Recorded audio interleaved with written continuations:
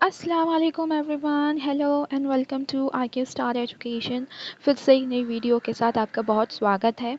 So from this video onwards हम अपने botany का सिलेबस देखने वाले हैं एंड इन दिस वीडियो हम अपना डिफ्यूजन और इम्बाइबेशन का कंसेप्ट लर्न करेंगे which is a very important and you can see it is very simple to learn. आपको बस डेफिनेशन याद करनी है और आपका काम हो जाएगा। सो फर्स्ट हम देखिए कि what is mean by diffusion and then we will go to the imbibition. So आप सबको पता है कि सर्वाइवल करने के लिए plants needs water, not only plants but animals, micro organism as well as various हर चीज़ को पानी इसेंशियल ही होता है और both excess and shortage of water can leads to plant death. So therefore balance होना water में is very essential in the plant system. और प्लांट वाटर रिलेशनशिप को स्टडी करने के लिए हमें प्रोसेसेस जैसे कि है ऑस्मोसिस, डिफ्यूजन और इम्बाइबेशन को लर्न करना बहुत समझना बहुत ज़रूरी है। सो फर्स्ट हम डिफ्यूजन का मीन्स मतलब समझते हैं। एग्जाम्पल के थ्रू हम मैं आपको बताने की कोशिश करूँगी। तो फर्स्ट एग्जांपल देखा जाए डेली लाइफ में से कि जब when we put sugar in a liquid, the sugar molecules diffuse or spread throughout the liquid giving it a uniform sweet taste. Daily life का एग्जांपल देखिए तो जब हम परफ्यूम एसेंशियल ऑयल की बोतल को ओपन करते हैं तो उसके मॉलिक्यूल्स पूरे रूम में स्प्रेड हो जाते हैं। So that's why we sense a smell of perfume throughout the room. So ऐसा क्यों? Why is this so? So उसका आंसर है कि जब मॉलिक्यूल्स ऑफ गैस की एक टेंडेंसी होती है कि वो हायर रीजन से लोअर रीजन की तरफ मूव करे, this goes on until equilibrium is established. So this is what mean by diffusion. उसके डीप में हम उसके एज डेफिनेशन पे जाए तो द सो फर्स्ट वर्ड पे ही देखते तो वर्ड टू डिफ्यूज मीन्स उसके दो मीनिंग होते हैं, to disperse and to spread. मतलब कि वही होता है कि वो पूरे पूरे एयर में डिफ्यूज़ हो जाना या वाटर में डिफ्यूज़ हो जाना। डेफिनेशन देखने जाए डिफ्यूजन की तो ये दो डेफिनेशंस important है। The first one is that the movement of particles or the molecules from a region of higher concentration to a region of lower concentration, or it is the movement of molecules from a region of higher partial pressure to the region of lower partial pressure as a result of the inherent kinetic energy.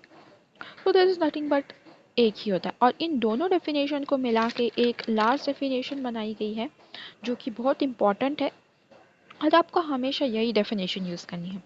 Is that the diffusion is the moment of molecules from a higher concentration to the region of lower concentration due to their inherent kinetic energy till they get distributed uniformly until a dynamic equilibrium is established. सो थोड़ी लंबी है but बहुत easy है अगर आप समझोगे तो। So what happens, उनकी काइनेटिक इनहेरेंट काइनेटिक एनर्जी की वजह से वो हायर रीजन से लोअर कॉन्सेंट्रेशन की तरफ ट्रैवल करते हैं until an equilibrium is established. और ये प्रोसेस तब तक चलेगा तब तक इक्विलिब्रियम एस्टैब्लिश होगा। So this is due to the kinetic energy only. यहाँ पे कंसंट्रेशन बहुत इम्पॉर्टेंट रोल प्ले करती है। जहाँ पे हायर कंसंट्रेशन होगा वहाँ से मॉलिक्यूल्स ट्रैवल करेगी लोअर कंसंट्रेशन की तरफ, as here you can see the picture.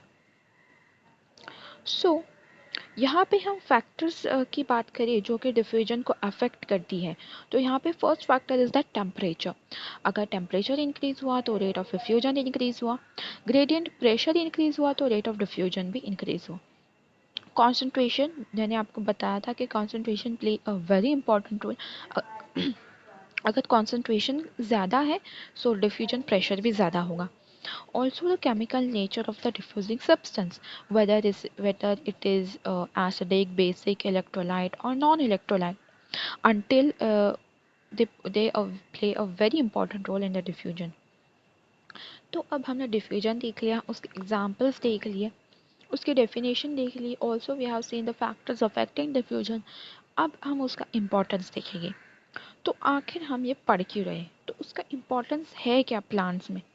The first important is that in passive salt absorption, passive salt absorption में डिफ्यूजन एक सिग्निफिकेंट रोल प्ले करता है जिसमें कि होता है we all know that roots absorb करते हैं सब आयंस मॉलिक्यूल्स। सो उसके एब्जॉर्प्शन में diffusion very important role play करता है। सेकेंड इम्पोर्टेंस देखे जाए तो in the translocation of food materials over shorter distance. अगर प्लांट्स को फूड मटेरियल्स को ट्रांसपोर्ट करना है ओवर शॉर्टर डिस्टेंस, तो डिफ्यूजन एक इम्पॉर्टेंट रोल प्ले करता है in the plant. Third importance देखें तो diffusion of water vapour into the outer atmosphere. So जब स्टोमाटा ओपन होता है तो जो एक्स्ट्रा वाटर होता है तो वो एयर में, एटमॉस्फेयर में चला जाता है थ्रू दिस स्टोमाटा। तो यहाँ से एक्सचेंज ऑफ गैसेस भी होते हैं। सो ये दो इससे दो इम्पोर्टेंस होते हैं डिफ्यूजन के, दैट वाटर वेपर्स भी चले जाते हैं extra, and also exchange of gases भी हो जाता है। So this was about the diffusion. So imbibition का टाइम आ गया है। So let's go with the imbibition. So जैसे हमने डिफ्यूजन पढ़ा एंड उसके साथ साथ इम्बाइबेशन एंड ऑस्मोसिस, ये दोनों भी कंसेप्ट वेरी इंपॉर्टेंट है and they actively participate in the water Uptake in plants.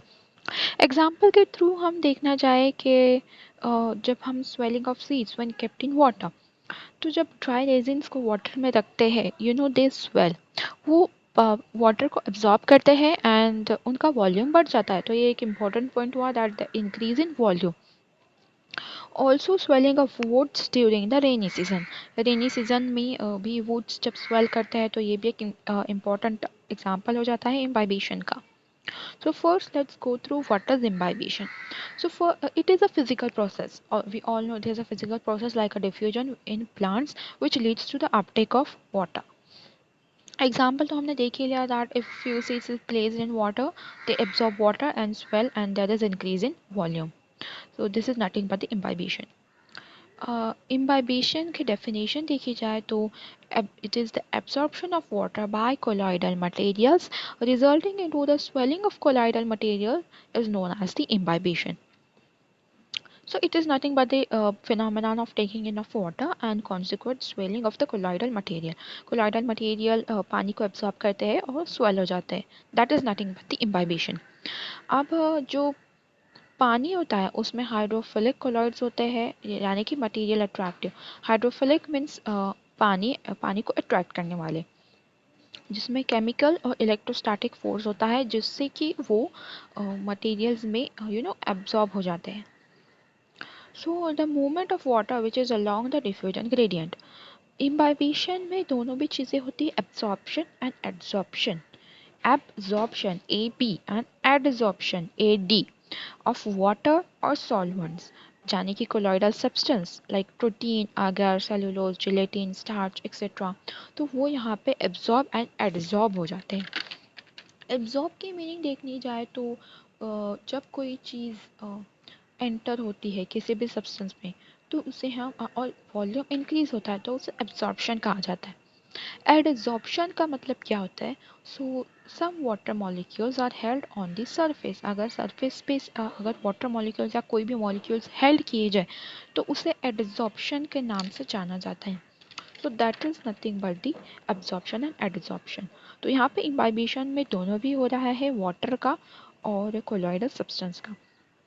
यहाँ पे एक बात ध्यान में रखी जाए तो इम्बाइबेंट उसे कहते हैं जो वाटर को एब्जॉर्ब एंड एडजॉर्ब करता है। जैसे कि अगर यहाँ हमने देखा यहाँ पे would which is a imbibant, and यहाँ पे सीड्स और किशमिश वो यहाँ पे इम्बाइबेंट है जो कि वाटर को एब्जॉर्ब करेंगे।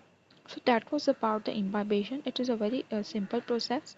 उनकी डिफ्रेंशिएटिंग पॉइंट एक क्विक रिविजन में हम उसे कवर कर लेते हैं।